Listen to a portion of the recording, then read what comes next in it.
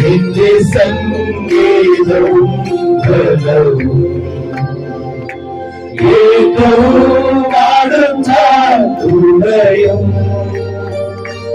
എന്റെ സംഗീതവും ബലവും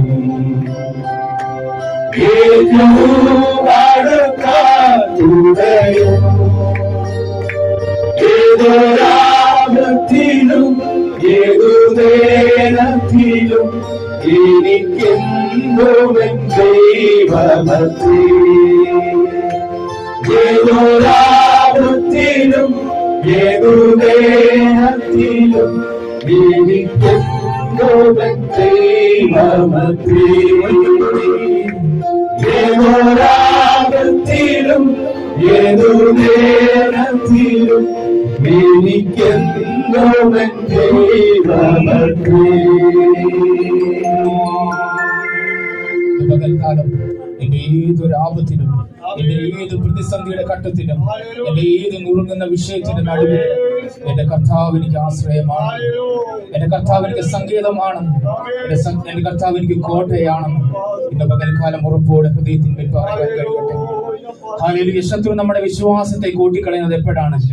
ഹല്ലേലൂയ. സ്തോത്രം. നാം സ്നേഹിക്കുന്ന അല്ലെ നാം അധികമായി നാം എന്തിന് ദൈവത്തിലുപരിയായിട്ട് നാം എന്തിന് നമ്മൾ പ്രാധാന്യത കൊടുക്കുന്നുവോ ആ വിഷയത്തെ ശത്രുക്കൾ പിടിക്കുവാനിടയായി തീരും. മുഖ്യ പ്രാധാന്യം എന്റെ കർത്താവിന് കൊടുക്കുവാനിടയായി തീരട്ടെ.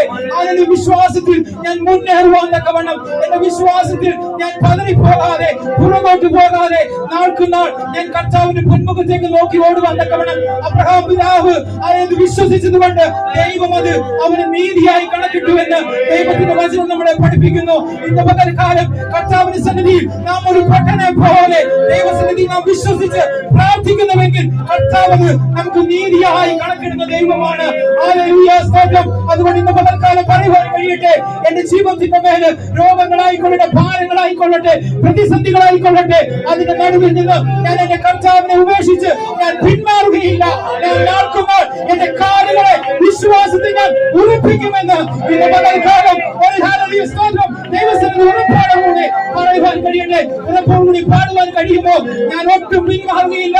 വിശ്വാസത്തിന്റെ ചുവടിൽ നിന്ന് ഞാൻ മുന്നോട്ട് ഓരോ ദിവസവും കാലുകളെ വയ്ക്കുമെന്ന് ഇന്ന് പകൽക്കാലം വിശ്വാസത്തിൽ പറയുവാൻ കഴിയട്ടെ. ആ വിശ്വാസത്തോടു കൂടി ഇന്ന് പകൽക്കാലം പാട്ടുകളെ പാടി കർത്താവിനെ ആരാധിക്കാം. ഹല്ലേലൂയ.